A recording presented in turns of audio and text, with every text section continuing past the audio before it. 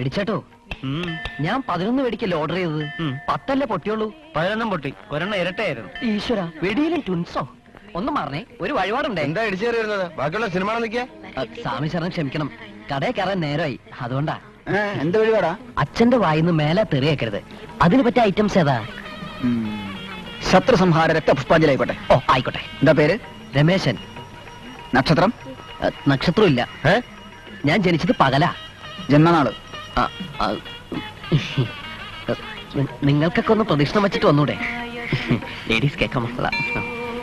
നക്ഷത്രം മസ്റ്റാണോ?